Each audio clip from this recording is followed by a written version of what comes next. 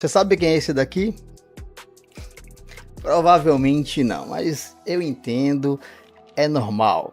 Fala pessoal, eu sou Yuri Prota e tô aqui hoje para falar sobre Blade. Vamos nessa depois da vinheta. Mega cinéfilo, o perfil mais top, trazendo conteúdo de estouro sem stop.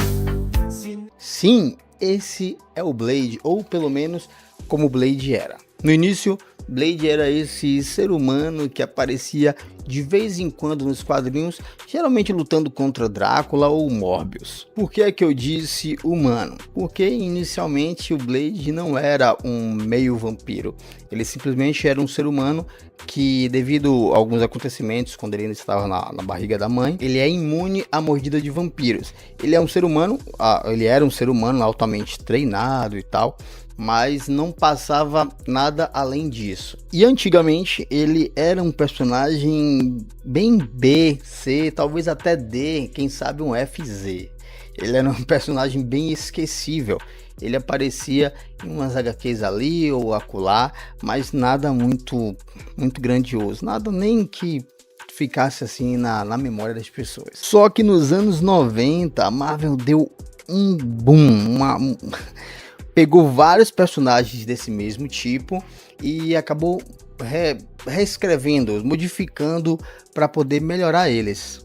O objetivo da Marvel era revitalizar alguns personagens do nicho sobrenatural. Ela queria revitalizar esse nicho e aí levou à criação do time Filhos da Meia-Noite, no qual Blade, tanto Blade quanto Morbius faziam parte. E aí você pode ver que o visual dele já tinha mudado nessa época, e que seguiu, né, as tendências de moda e tal, mas ele continuava sendo um ser humano bem treinado que era imune à mordida do vampiro.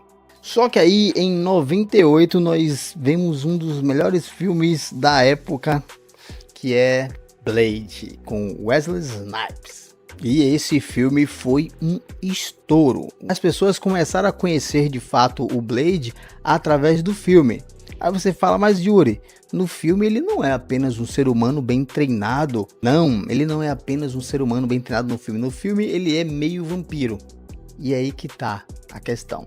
As HQs se adequaram ao filme e não o contrário.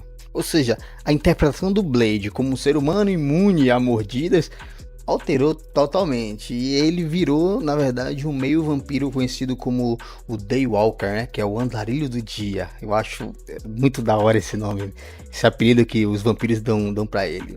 Foi o andarilho do dia, foi o Daywalker, eu acho fantástico. E as HQs se adaptaram a essa nova versão do Blade, e aí começou a vender muito mais, porque tornando o Blade um meio vampiro com habilidades iguais aos vampiros, como força, velocidade e tal, deixou as HQs com mais ação, mais cenas de luta. Dava para justificar muito mais do que um ser humano lutando contra eles. Você fala, mas como elas fizeram isso? Foi do nada? Não. Lá em 98, um pouco antes de lançarem um filme, Blade ele aparece em Marvel Team Up, volume 2, onde ele se alia ao Homem-Aranha para impedir um vampiro de criar o soro Sunwalker, que no caso permitiria os vampiros andarem à luz do dia. Aí um ano depois eles lançam Peter Parker, Spider-Man número 8, onde Blade e Morbius entram em conflito e Morbius acaba mordendo Blade no braço. Note que Blade foi desenhado de uma forma que lembra muito Wesley Snipes, e é algo que fazem até hoje. E aí, por causa da mordida, Blade morre, porque ele lembra que ele era um ser humano, e aí ele é ressuscitado voltando com novos poderes, algo supostamente profetizado como a ascensão do Daywalker. Tentaram justificar dessa forma, morreu, foi ressuscitado como o Daywalker.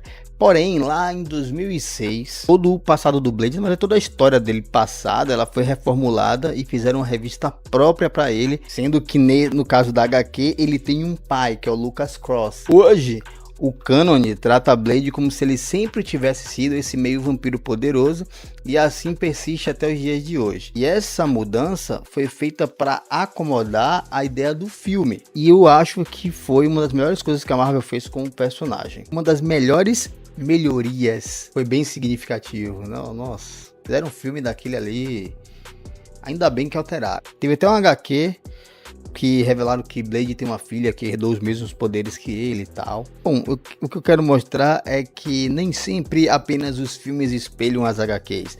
Às vezes o sucesso das novas histórias dos filmes são tão grandes que eles são obrigados a mudar a história original. E isso não aconteceu só com Blade, não. Isso aconteceu com o Homem-Aranha de Andrew Garfield. Aconteceu recentemente com o Venom. O Venom das HQs está mais brincalhão. Assim, tem essa pegada, essa fuga cômica por parte do Venom também, como nos filmes. Até o Justiceiro das HQs tá com o mesmo rosto da série, assim como Nick Fury, que tá na pegada de Samuel Jackson.